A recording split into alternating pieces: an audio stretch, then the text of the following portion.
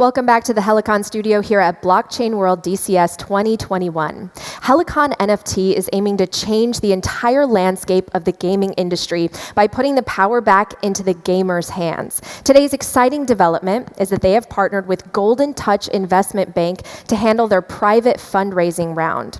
Joining CPO Tom Palmer in the studio today is a financial advisor to the team, Bennie, and Eddie Davies from Bad Fox Studios, who are the first gaming developers to join the Helicon NFT ecosystem. Take a look.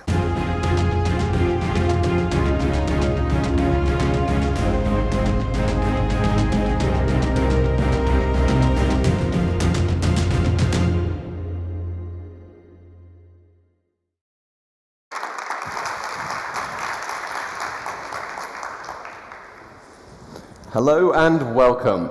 I'm Tom Palmer, I'm the CPO of Helicon NFT. With me today I have Bad Fox and Friends. They are the first gaming developers to join our network, and we're going to find a little bit more about who they are and why they decided to join us. So welcome Devin and Eddie. How are you guys doing?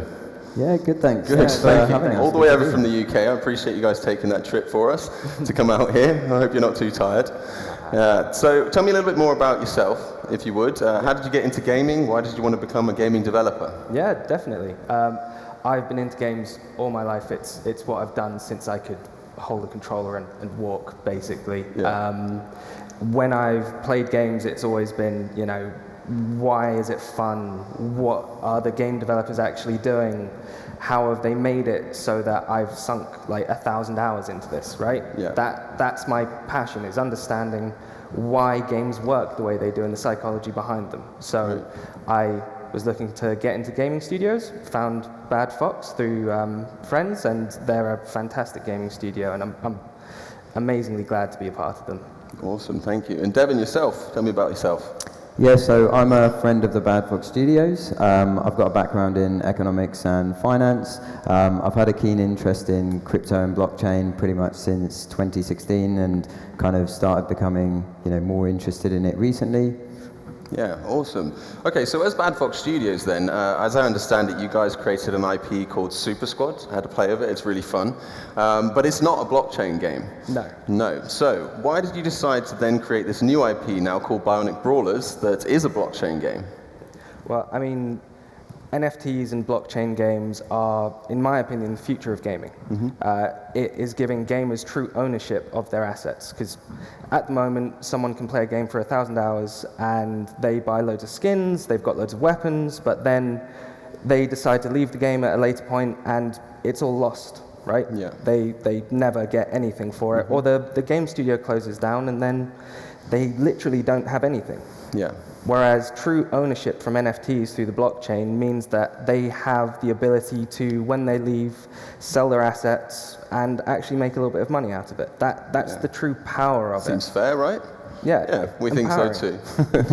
Okay, so tell me a little bit more about Bionic Brawlers. As I understand it, it's quite an extensive game. It's a lot more than just an RPG. Would you like to tell us a little bit more about the game itself and how the user experience might be? Yeah, of course. So there are two main aspects to the game. There is the land side, and then there is the combat side. The land side has land NFTs that people are able to buy. They can then work the land or have others work the land for small tax. You generate resources, generate tokens, and those are then used to mint NFTs. Right. And you can shape the direction of the NFT that you're creating through the resources that you put in other NFTs. Those NFTs can then be used on your gathering bots, which are used to work the land, or your combat bots, which are used to battle. During battles with combat bots, the NFTs determine the stats and the abilities and your kind of play style. It's really you define the way you want to play. Like, do you have a drill? Does it have like armor pen on it? Do you have a laser sword? Is it got AoE? You mix and match and really understand the way the meta of the game is evolving and go down that route. Interesting, yeah. So that's where we come into the play to earn, right? So everyone's going to end up with a different robot based on how they actually play the game. Could you tell us a little bit more about play to earn and why you see that as the future of gaming? Yeah, sure. So play to earn basically empowers gamers. It allows gamers through NFTs to actually own the in-game assets that they work on, that they essentially own, that they upgrade, and also the whole in-game tokenomics perspective allows people to extract value from this game. So people can play the game, they can earn tokens, earn resources, upgrade these NFTs that they own, and players can do what they want with these. They can sell them on the marketplace, they can trade them, and they can use this to essentially earn an income from these games. If a gamer becomes bored of a game and wants to stop playing it, they can then exit that game, sell the NFTs that they have managed to upgrade, get to these levels, and then take that money and start a new game. Interesting. Yeah, sorry, I got a fly on my face there. Yeah, so that's really interesting. It sounds like you've been playing some games before that didn't offer the gamers those sort of functionalities. Do you have a bit of a story about that? Yeah, so I used to be a pretty avid gamer myself. There was a game in particular that I played. You know, I racked up over 400 days game time on this game. I got my player to a really high level. I accumulated loads of, expensive assets in the game, loads of gold in the game, but when I wanted to stop playing it, there was no way that I could extract that value. That was basically lost. All the time, all of the hours and the energy that I spent playing this game was essentially stuck in there, and there was no way that I could extract this value. If I wanted to go and sell this player, or if I wanted to go and sell the items that I had, I would be breaching in-game rules.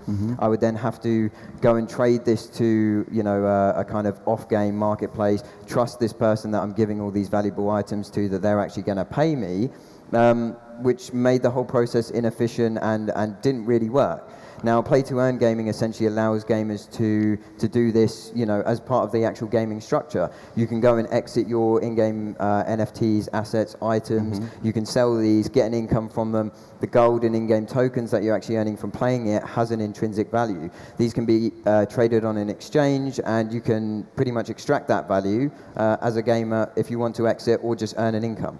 Yeah, well, that's really fascinating. And at Helicon NFT, we believe in the play-to-earn concept as well. It's about putting the power back into those gamers' hands and giving them ownership and control of their own assets. So going forward with the further IPs, is this something that you're going to be focusing on? It's just blockchain and making sure that everyone does have that fair exchange? It's definitely one of the routes to go down.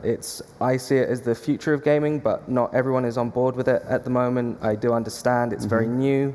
NFT art, NFT in games, very new concept. So Super Squad, which we'd made before, is non-NFT, but Bionic Brawler's NFT, and it's the direction we're going for this IP. Right. It's definitely a direction that we can go for future IPs. Yeah, and it sounds like it's not just going to be a one-off game either. It's just going to keep evolving and expanding, especially when you're talking about the virtual land, and perhaps even when we're talking about the metaverse, even that virtual land crossing over and having real-world impact in some way as well. Well, this is the pro of Helicon in our eyes, is that it is a true ecosystem with a plethora and myriad of tools that you can actually use as a game developer.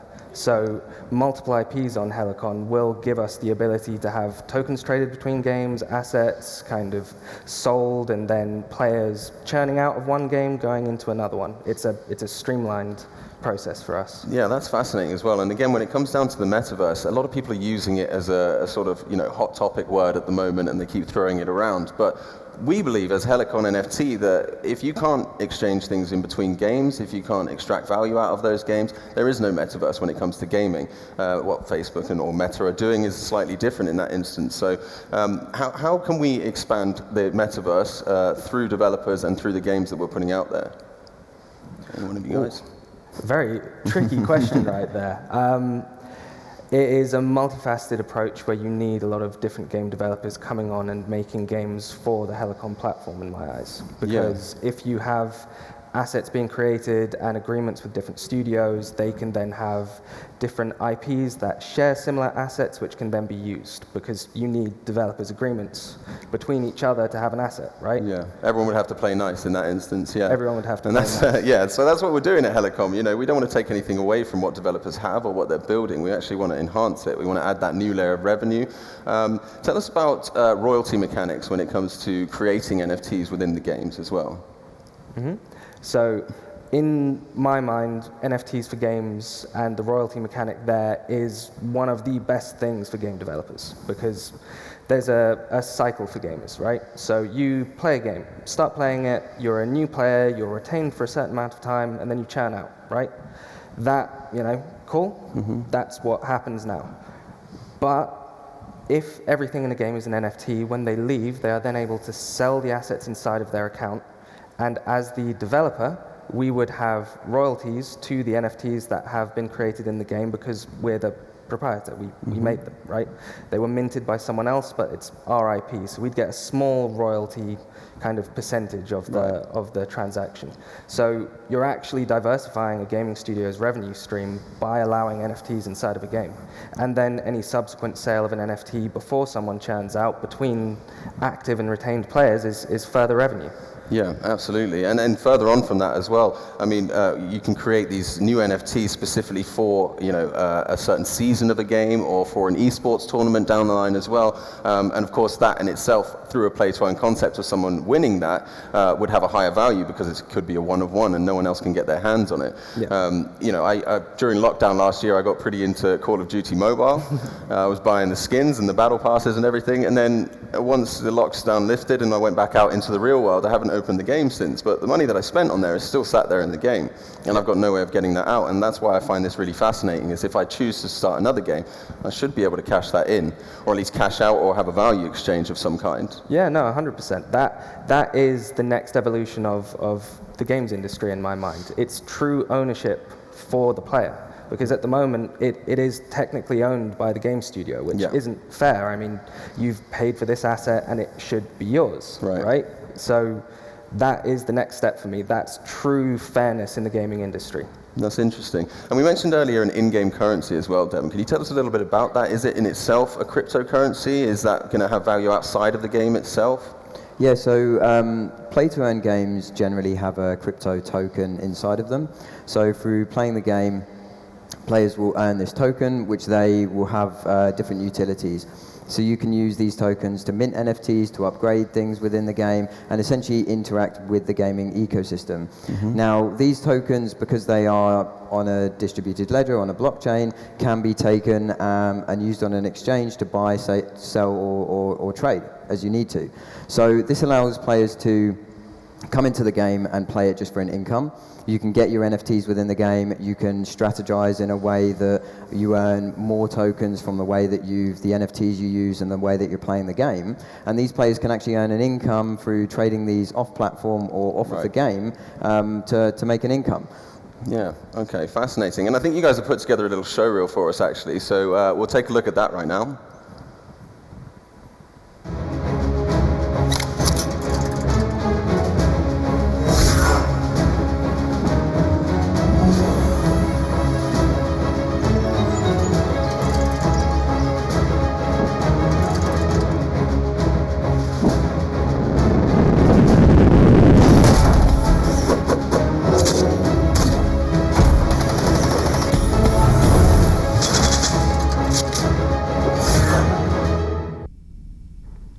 That looks like it's going to be a lot of fun. So where are you guys at in your roadmap at the moment? Where are you up to? When can we expect to start seeing a sort of alpha version of the game, perhaps?